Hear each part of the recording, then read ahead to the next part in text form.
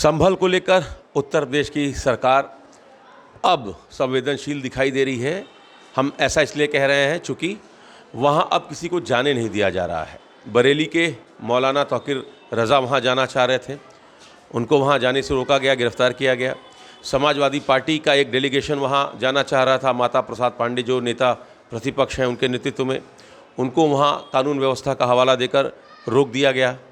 Supreme court में जब ये मामला गया और सुप्रीम कोर्ट ने जब सिविल कोर्ट से लगायत उत्तर प्रदेश की सरकार और संभल प्रशासन को दिशा निर्देश जारी किए, उसके बाद से मामला बिल्कुल संवेदनशील बना हुआ है।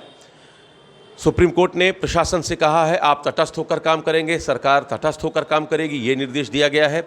सिविल कोर्ट किसी भी तरीके की सुनवाई तुरंत रोक देगी। जो एडवोकेट कमिश्नर की रिपोर्ट है वो सील बंद कवर में रहेगी, किसी भी कीमत पर उसको खोला नहीं जाए, ये सुप्रीम कोर्ट का निर्देश है। जो शाही मस्जिद कमेटी के लोग पहुंचे थे सुप्रीम कोर्ट में, उनको ये कहा सुप्रीम कोर्ट ने कि आप हाई कोर्ट जाइए और वहां आप अपनी राहत की बात करिए। इस मुद्दे पर देश भर में बातचीत हो रही है, इस पर पॉलिटिकल रिएक्शंस भी आ रहे हैं।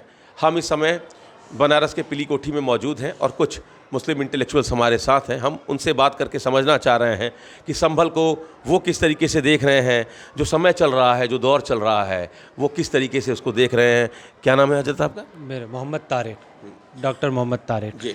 तारिक साहब, जो कुछ हुआ संभल में, सर्वे तो बनारस से ही शुरू हुआ था, हमारे अपने शहर से ज्ञानवापी परिसर में सबसे पहले सर्वे हुआ, उसकी रिपोर्ट भी आई, लेकिन सब कुछ अमन शांति से सब कुछ हुआ।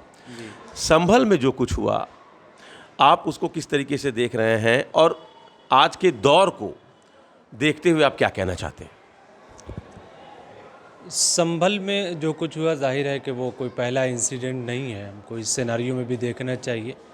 बनारस से शुरू हुआ जैसा कि आपने ख़ुद भी कहा, और इसकी तारीख और भी पुरानी है। जाहिर है कि बाबरी मस्जिद वो उसका सबसे बड़ा एक केस कह सकते हैं इस सिलसिले का है, और रफ्ता रफ्ता वक्त मौके से इस तरह की चीज़ें आती रहती हैं टाइम टू टाइम। लेकिन इधर हम देख रहे हैं कि रिसेंट कुछ सालों में कह सकते हैं कि 10 से 15 सालों में इस तरह की चीज़ों में बहुत इजाफ़ा हुआ है, और जो एक कह सकते हैं कि आपसी इत्तेफाक था, लोगों में इत्तेहाद था, उसमें ज़रा कमी आई है, बहुत ज़्यादा कमी आई है हर लेवल पे। और हमारा हिंदुस्तान जो एक हिंदू मुस्लिम यकजहती का, बल्कि तमाम धार्मिक और रिलीजियस उसमें पर्सपेक्टिव आप देखेंगे तो सबको ये था कि एक ऐसा देश है जहाँ पे मुख्तलिफ़ रंग के, मुख्तलिफ़ नस्ल के, मुख्तलिफ़ कास्ट, क्रीड, लैंग्वेज, कलर लोग रहते हैं, मिलजुल करके रहते हैं। हम एक एग्ज़ाम्पल थे दुनिया के सामने, हिंदुस्तान एक एग्ज़ाम्पल था कि एक ऐसा मुल्क है। मगर हमारी जो सिचुएशन है और हमारी जो इमेज है वो दिन ब दिन ख़राब हो रही है, और एक पीरियड ऐसा चल रहा है जिसमें इसको और डेंट लग रहा है।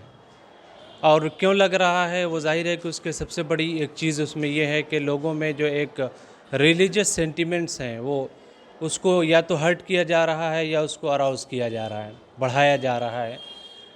और हालांकि हमें ये था कि हमें यहाँ कॉन्स्टिट्यूशन में सबको आज़ादी है कि अपने धर्म का वो प्रीचिंग भी कर सकते हैं, प्रैक्टिस भी कर सकते हैं, और सबको अपने मज़हब पे अमल करने की, और यहाँ इवन गवर्नमेंट उसको सपोर्ट करती है। उसके जो प्रैक्टिसेस हैं, चाहे हिंदू उसमें मेले हों या उस तरह के त्यौहार हों, हज के लिए सब्सिडी हो, और दूसरे रिलीजियस वो उसमें ज़ाहिर है कि सारी ताना बाना टूटा है, ताना बाना टूटा है और टूटता जा रहा है। बहुत से लोग ये महसूस कर रहे हैं, चाहे वो सेकुलर मिजाज के माइंड के लोग हों, वो महसूस कर रहे हैं। माइनॉरिटीज़ तो जाहिर है कि उसके विक्टिम हैं, वो तो कर ही रही हैं, लेकिन जो सेकुलर जहन रखने वाले लोग हैं वो भी इसको महसूस कर रहे हैं कि इसमें बहुत कमी आती जा रही है, और एक ख़ास पॉलिटिकल एजेंडे के तहत और एक मतलब बेनिफिट हासिल करने के लिए इस चीज़ों को, इस तरह की चीज़ों को उभारा जा रहा है। और मतलब उसमें एक सीधे वोट की पॉलिटिक्स है। वोट पॉलिटिक्स ही कह सकते हैं। आप कैसे देख रहे हैं सर? अपना परिचय दे दीजिए। मैं डॉक्टर मोहम्मद रफ़ीक। मैं इस मौजूदा सिनेरियो में ये कहना चाहूँगा कि इस तरीके की जो भी मसाइल पेश आ रहे हैं, ये सबसे बड़ी तो हुकूमत की ज़िम्मेदारी होती है कि हुकूमत इस सेकुलर मुल्क में, जमहूरी मुल्क में हर कौम व मिल्लत या मज़हब के मानने वालों की हिफाजत करे। ये शासन प्रशासन की ज़िम्मेदारी होती है। और इस तरीक़े का मुख्तलिफ़ अंदाज से कोई भी शख्स जाए कहीं भी किसी भी के अदालत में कोई अगर वो डाल देता है, कोई भी रिट पेश करता है, एक तरफ़ा सुनवाई करके उस पर फ़ैसला दे देना ये कतई जायज़ नहीं है जब तक कि दूसरे पक्ष की बात ना सुनी जाए। और मज़हब हमारे मुल्क का जो एक सेकुलर या जमहूरी निज़ाम है उसको बाकी रखा जाए, न कि नौजवानों के जज्बात को भड़का कर या मजहबी सेंटिमेंट पैदा करके वोट की पॉलिटिक्स की जाए। हमारे मुल्क के लिए सबसे ज़रूरी बात यह है, मुल्क जब ही तरक्की करेगा जब यहाँ पीस मेंटेन किया जाएगा। अगर पीस मेंटेन नहीं किया जाता है, एजुकेशन पर तवज्जो नहीं दी जाती है, रोज़गार पर तवज्जो नहीं दी जाती है, तो हमारा मुल्क कभी तरक्की नहीं कर सकता। वो नौजवान जिन्हें स्कूल कॉलेज या एकेडमिक में जाना चाहिए उनको एक भीड़ में तब्दील करके हम उनका गलत फ़ायदा उठा रहे हैं, अपनी वोट की पॉलिटिक्स कर रहे हैं।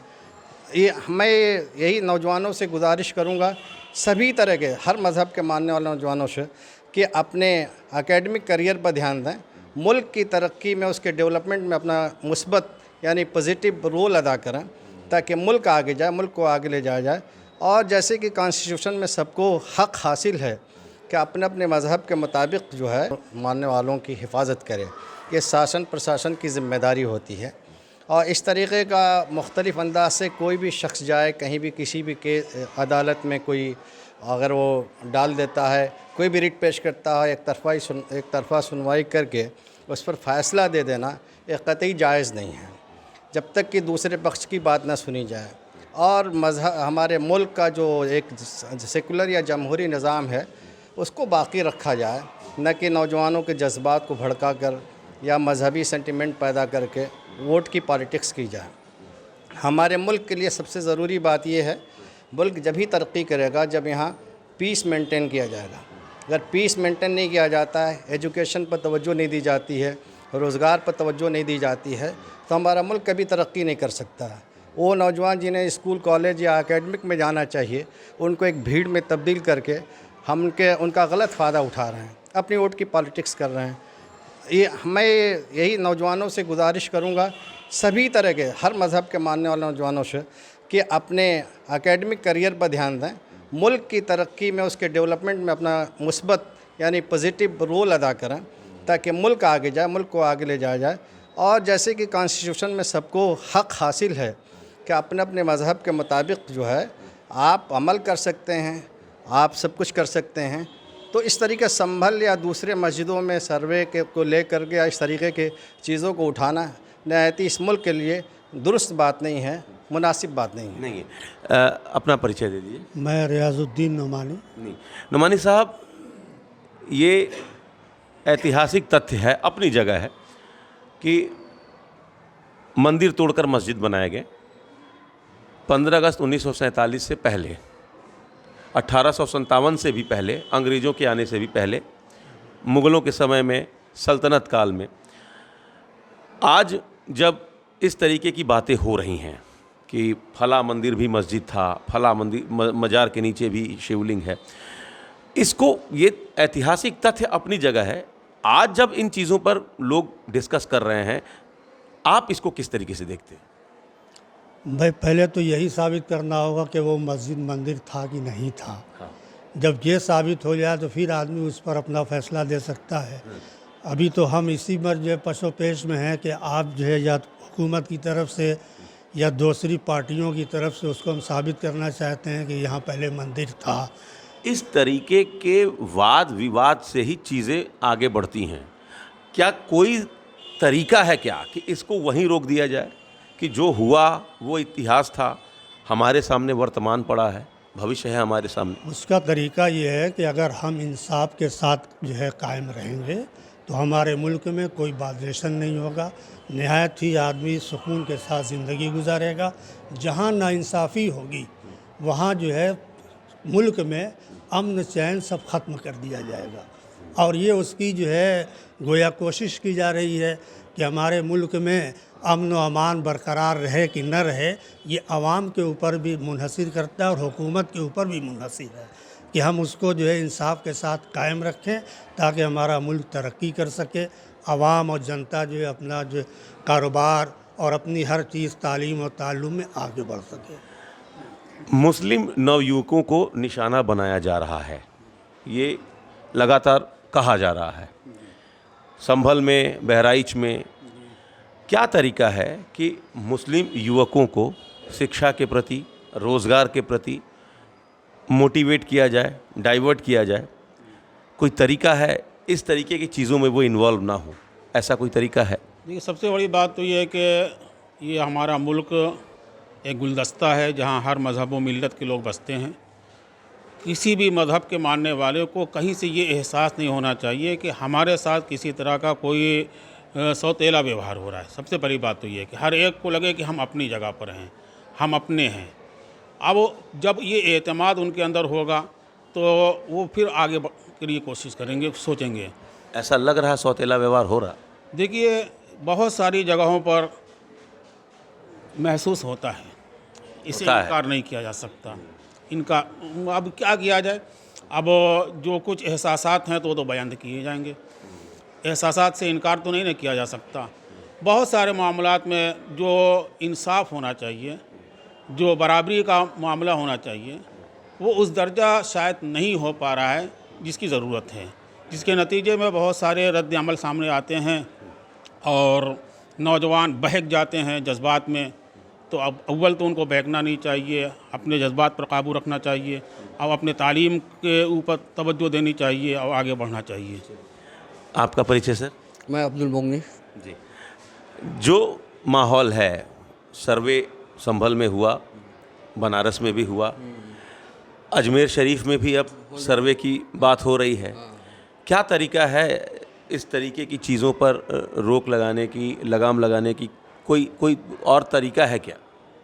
देखिए, इंसाफ अगर किया जाएगा तो हर बेइंसाफ़ी ख़त्म हो जाएगी, अमन भी कायम हो जाएगा, लोग बुनियादी कामों की तरफ मुतवज्जा होंगे। तालीम है, रोज़गार है, कारोबार है। जब मुल्क के अंदर बदअमनी रहेगी तो ना हम चैन से बैठेंगे ना आप चैन से बैठेंगे। हर आदमी अपनी जगह पर सहमा हुआ नज़र आएगा कि कब क्या हो जाए। ये जिम्मेदारी किसकी है? उसकी है जिसको कानून सही अंदाज में और इंसाफ के साथ जो है तो कायम करने और उसको लागू करने की है। जब ये नहीं होगा मुल्क के अंदर, हमसे कहिए लाख बार कि अमन की अपील कर दीजिए, अमन की अपील मैं ज़रूर करूँगा। हमसे कहिए लाख बार कि अमन की अपील कर दीजिए, अमन की अपील मैं ज़रूर करूँगा, क्योंकि हम अमन के रास्ते से आए हैं, अमन के रास्ते पर कायम हैं। लेकिन ये एक तरफा नहीं होता है, एक तरफा नहीं होता है, बिल्कुल नहीं होगा।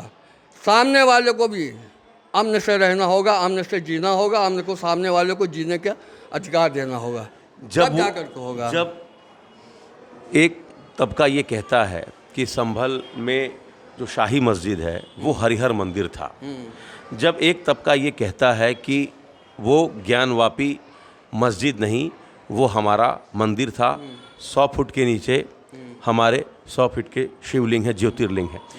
इस तरीके की बातचीत जब दरगाह में भी, अजमेर शरीफ में भी कह रहे हैं नीचे शिवलिंग, इस तरीके की जब बातें आती हैं तो आपको नहीं लगता कि ये भी तथ्य अपनी जगह सही है या सही साबित करने की कोशिश हो रही है? चूँकि सर्वे रिपोर्ट में बनारस में ये बात सर्वे रिपोर्ट कह रहा है कि इस 32 जगह 34 जगह हिंदू मंदिर होने के साक्ष्य मिले। इन मामलातों को किस तरीके से सुलझाया जा सकता है? देखिए, जहाँ तक दावे की बात है तो दावा तो ये एक दो नहीं, हज़ारों पर कर रहे हैं। कहाँ कहाँ आप खोदेंगे, क्या क्या करेंगे, मुल्क को तबाही के गाल में लेकर चले जाएंगे। ये वर्शिप एक्ट क्यों बना था, इसका उद्देश्य क्या था? इस मूल भावना के ऊपर जाइए कि भाई पीछे बहुत कुछ हो चुका। बाबरी मस्जिद का एटिसेशन चला, खूब जो ये हुआ, लाखों जाने चली गई, ये चला गया, वो चला गया।